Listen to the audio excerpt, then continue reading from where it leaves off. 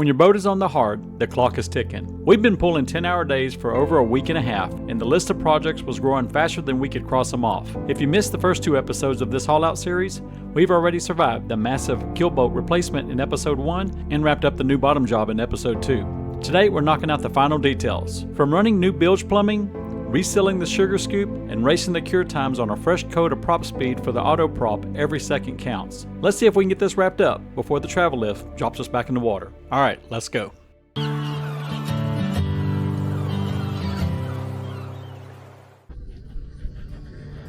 right, right now I'm working on getting this old sealant between the sugar scoop and the hull taken out. You can see I've already taken it out here. We're going to replace this with Sikaflex. It's coming out fairly easy because it's old and weathered, and look at this water. Now we did have a big rainstorm last night, but you can see that it's holding debris and junk in there. It's going to be good to reseal this, and it's one of the items that the surveyor had as a recommendation. It wasn't just an observation, so it's something that needed to be fixed. While it's out on the hard, another project we're going to get worked out. All right, that wasn't near as bad as I thought.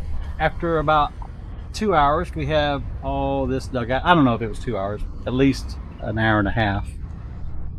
I have it all dug out. It's bedded down on the aft portion with epoxy. So what you're seeing here is not dirt or anything, it's just hardened epoxy. But on the sides, there's a bit more gap. You can see where we're gonna backfill that with Sikaflex. And we'll be able to check this project off today as well. All right, we're on the second step of sealing the sugar scoop. We've got it all taped off. A little bit bigger of a project than I expected. The top was easy. We just laid this here, took a razor and just cut the top, but then we wanted to come down a specific distance here because we want to feather that. It not only looks good, but it actually serves a purpose. You'll see if you can look way back in there, we're going to try to shoot as much of that sealant as we can in there. All right, so we'll get that. We had Gary has been out here sanding on the bottom.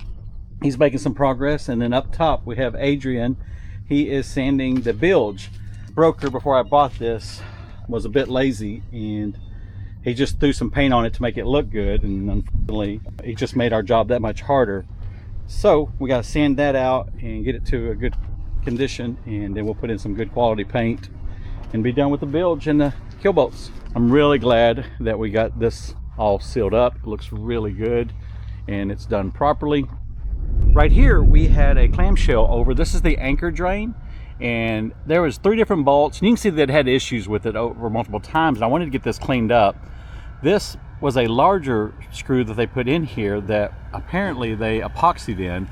We did everything we could to get it out of there, but we still popped the head, and when I stick my finger back here, you can feel there's the screw that goes into the locker by about 1 inch. Well, there's road in there, and I'm worried about it catching that rope, so I brought a saw today to see if I can cut that bolt off, clean this up, epoxy it, and get the new clamshell on that, and I actually bought a new larger one. While Jim worked to backfill the old screw holes, I lowered myself into the chain locker, which is surprisingly deep. I was able to use a sawzall with a long blade to reach the end of the screw and cut it off before it caused a problem later down the road.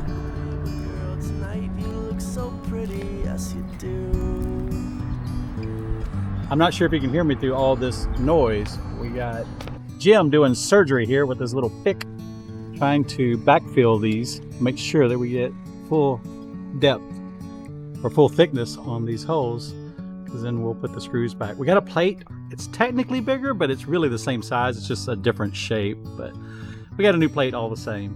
And it was quite a bit thinner. I would wish it had been the same thickness as the other one, but it didn't need to have any integrity to it. It's just a clam shell for this is the drain over the anchor locker. And there he is doing his surgery. Maybe that was what you were in another life, a surgeon? Yeah, that's it. The next day, the epoxy hardened and we installed the new clamshell.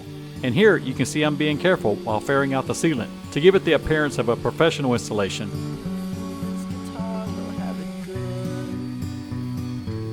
We'll have the life we knew we would.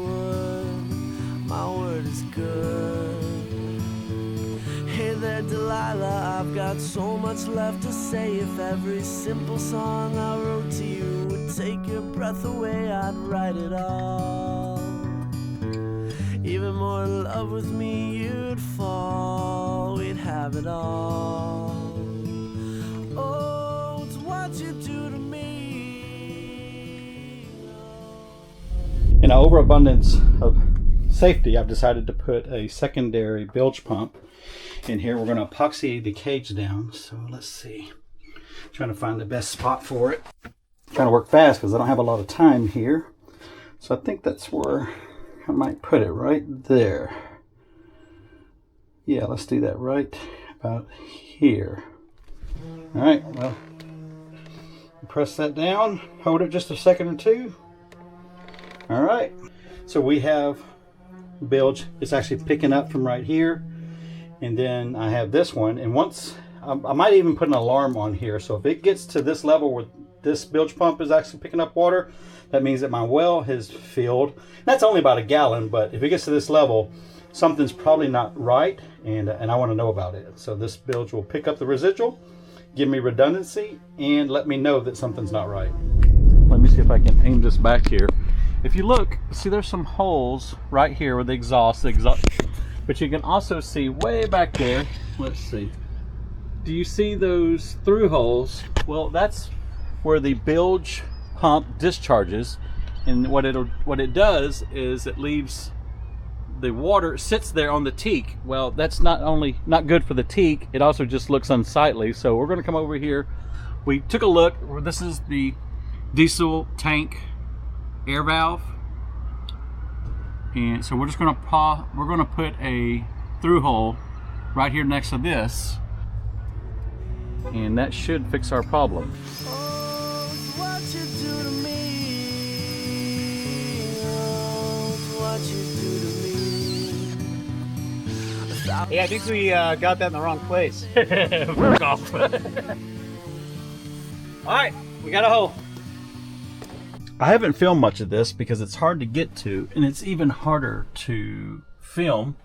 But what we have here is two discharges, through holes that come off the sugar scoop, and we moved one because it was the deep well bilge drain and the AC condensate was leaking through there. So it just leaves a lot of water always on the sugar scoop, and we wanted to correct that.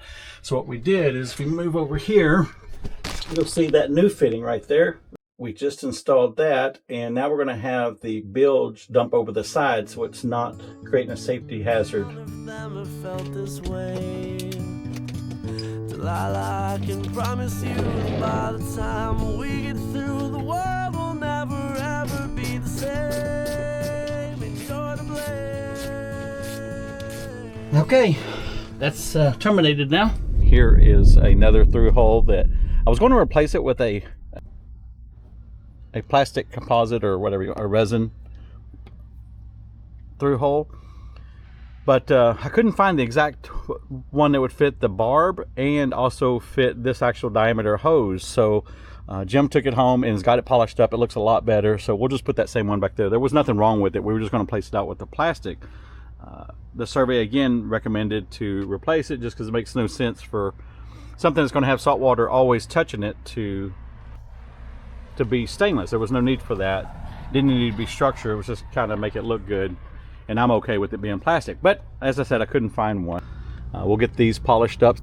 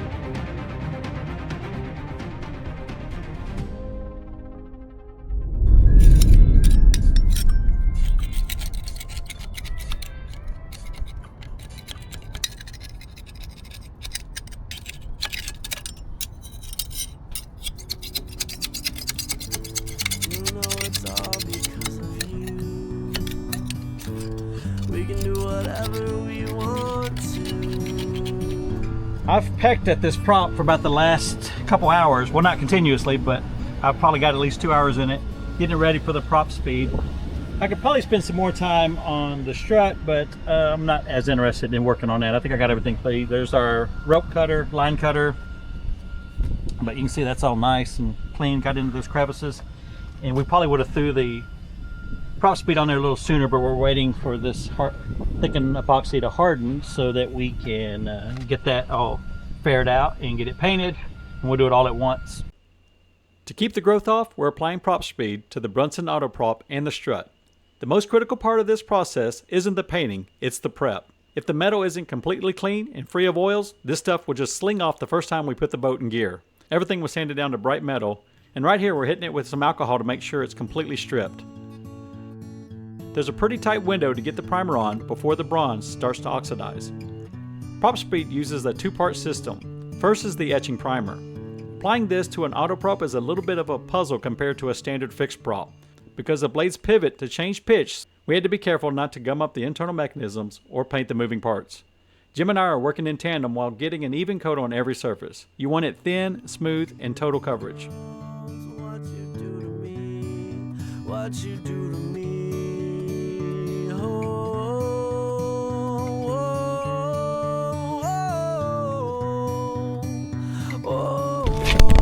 Yep.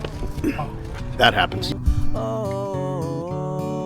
Here's where the pressure dials up a bit. The clear top coat has to go on while the primer is still tacky, usually within a few minutes depending on the temperature. If the primer dries, you lose the chemical bond and the job is ruined. The clear coat is a silicone-based product, and it's what makes the surface so slick that marine growth can't attach to it. Even if something tries to take hold, the movement of the water when we're underweight just slings it off. We're moving fast here, working the clear cut over the yellow primer, making sure we don't leave any runs or heavy pulls near the hub. Hey there, Delilah, what's it like in New York City? I'm 1,000 miles away, but girl, tonight you look so pretty, yes you do. Times Square can shine as bright as you, I swear it's true. Hey there, Delilah, don't you worry about the distance, I'm right there. If you get lonely, give this song another listen, close your eyes. And that's the final wipe. Once it's on, we give the blades a few turns just to double check that the articulation is still free and smooth. Jim and I tag teamed and we got the PropSpeed applied. It looks really good. We got a good thick coating on here. So hopefully we didn't miss any spots. It's kind of hard with this prop here. It has all these different angles, but I think we got it all. At the last minute, I made the decision to hire a local guy to wax and polish the hull. I entertained the idea of doing the job myself, but after working 10-hour days for 9 days straight, my batteries were just completely drained. The results turned out good, but it was absurdly expensive. Next time, I'll save the $2,000 and tackle it on my own.